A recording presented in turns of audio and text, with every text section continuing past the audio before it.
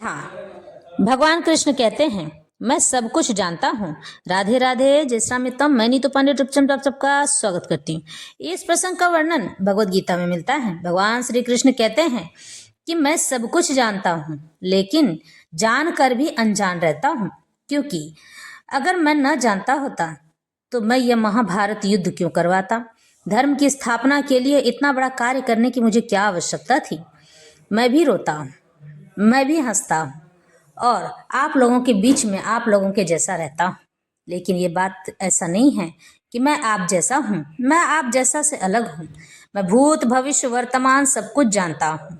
उसके बाद भी मैं एकदम चुप रहता हूँ, क्योंकि जो होनी है वो तो होकर रहेगी, उसे कोई नहीं बदल सकता है।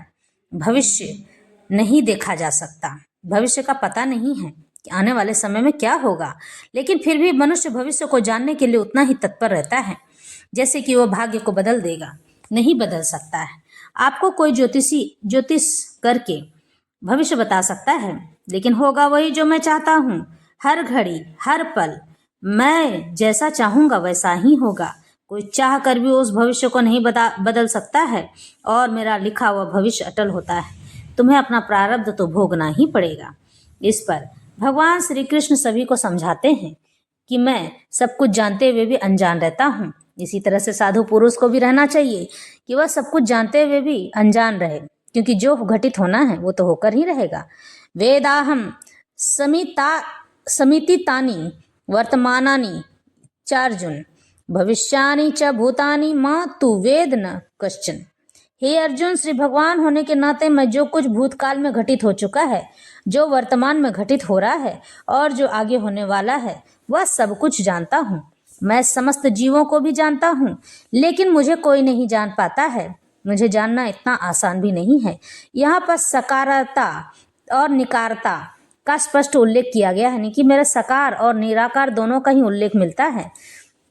यदि भगवान कृष्ण का स्वरूप माया होता, जैसा कि मायावादी मानते हैं, तो उन्हें भी जीवात्मा की भांति अपना शरीर बदलना पड़ता और विगत जीवन के यानी बीते हुए जीवन के विषय में सब कुछ विस्मरण हो जाता, यानी कि याददाश्त उड़ जाती। कोई भी भौतिक देहधारी अपने विगत जीवन की स्मृति बनाए नहीं रख पाता है, बीते हुए जीवन की स्मृति को याद नहीं रख सकता है, न ही वह भावी जीवन के विषय में या वर्तमान जीवन की उपलब्धि के विषय में भविष्यवाणी कर सकता है, यानी कि भविष्य में क्या होने वाला है उसके बारे में भी नहीं बता सकता है। इसलिए वह यह नहीं जानता कि भूत वर्तमान तथा भविष्य में क्या घट रहा है। भौतिक कलमश से मुक्त हुए बिना वह ऐसा नहीं कर सकता है। सामान्य मनुष्यों से भिन्न भगवान कृष्ण स्पष्ट कहते हैं कि वे यह भली भांति जानते हैं कि भूतकाल में क्या घटा, वर्तमान में क्या हो रहा है और भविष्य में क्या होने वाला है, लेकिन सामान्य मनुष्य ऐसा नहीं जानते हैं। चतुर्थ अध्याय में हम देख चुके हैं कि लाखों वर्ष पूर्व उन्होंने सूर्य देव विवस्वान को जो उपदेश दिया था वह उन्हें स्मरण है। कृष्ण प्रत्येक जीव को जानते हैं, क्योंकि वे सबों के हृदय में परमात्मा के रूप में स्थित होते हैं, लेकिन अल्पज्ञानी प्रत्येक जीव के हृदय में परमात्मा रूप में स्थित होने तथा श्री भगवान के रूप में उपस्थित रहने पर भी श्री कृष्ण को परम पुरुष के रूप में नहीं जान पाते हैं, भले ही वे निर्विशेष ब्रह्म को क्यों न समझ लेते हों। निसंदेह श्री कृष्ण का दिव्य शरीर अनश्वर है, वे सूर्य के समान है और माया बादल के समान है। भौतिक जगत में हम सूर्य को देखते हैं, बादलों को देखते हैं और विभिन्न नक्षत्र तथा ग्रहों को देखते हैं। आकाश में बादल इन सबों को अल्पकाल के लिए ढक सकता है, लेकिन यह आवरण हमारी दृष्टि तक ही सीमित होता है। सूर्य, चंद्रमा तथा तारे सचमुच ढके नहीं होते हैं। इसी प्रकार माया परमेश्वर को आच्छादित नहीं कर सकती है, छू नहीं सकती है। वे अपनी अंतरंगा शक्ति के कारण अल्पज्ञों को दृश्य नहीं होते हैं, यानी कि जो अल्पज्ञानी है उन्हें सब दिखाई नहीं देता है। जैसा कि इस अध्याय के 3 श्लोक में कहा गया है कि करोड़ों पुरुषों में कुछ भी सिद्ध बनने का प्रयत्न करते हैं और शस्त्रों ऐसे सिद्ध पुरुषों में कोई एक भगवान कृष्ण को समझ पाता है, भले ही कोई निराकार ब्रह्म या अंतर्यामी परमात्मा की अनुभूति के कारण सिद्ध हो ले, किंतु कृष्ण भावना अमृत के बिना वह भगवान श्री कृष्ण को समझ नहीं सकता है। इस तरह से भगवान श्री कृष्ण समझाते हैं कि प्रत्येक जीवों में मैं ही वास करता हूँ। हमारे नाभि में जो आत्मा होती है ना, वही आत्मा भगवान विष्णु, भगवान श्री हरि की ऊर्जा होती है, और भगवान श्री हरि ही सभी जीवों में कर्णोदक साई विष्णु बनकर निवास करते हैं। हमारा सूक्ष्म शरीर अलग होता है और आत्मा अलग होती है।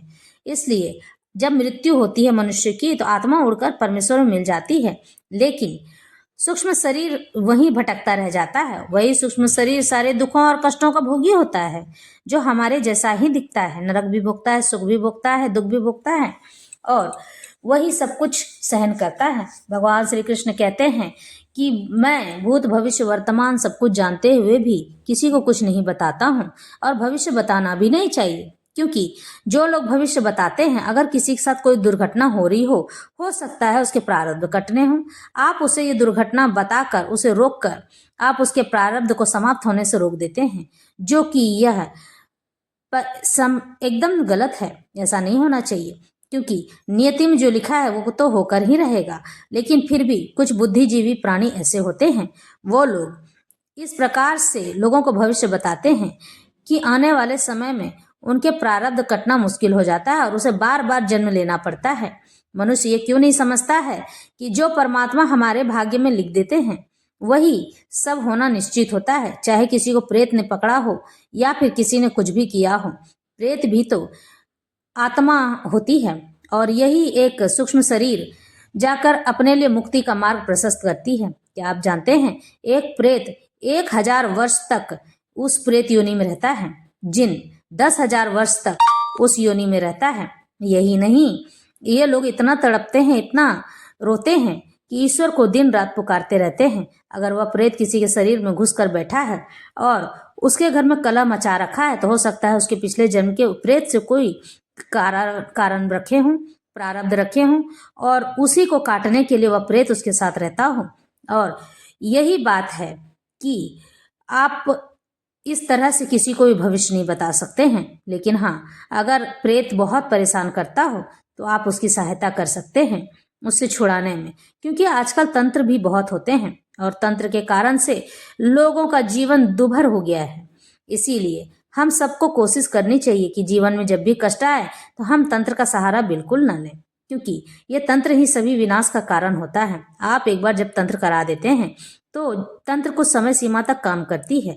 अगर आपकी मृत्यु हो गई और आपके बच्चे को उस तंत्र के बारे में पता नहीं हुआ तो आपकी करनी का दंड वो बच्चा भुगतेगा। यही नहीं, अगला जन्म भी आपको उसी घर में आकर मिलेगा जो कि पिछली याददाश्त उड़ चुकी होती है।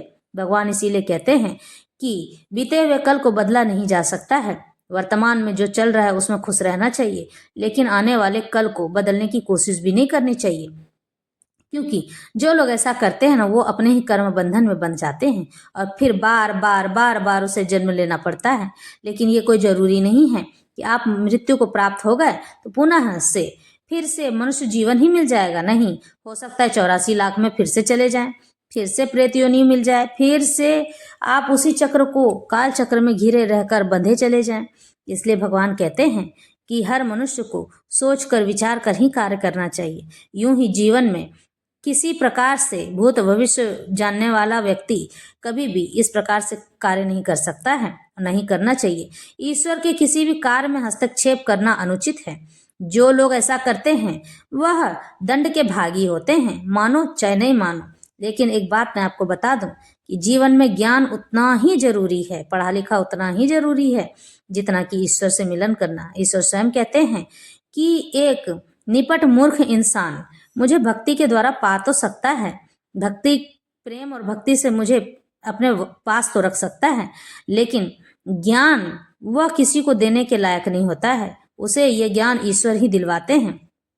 और जब ऐसा करते हैं ना, तो वह व्यक्ति धीरे धीरे ज्ञानवान होने लगता है।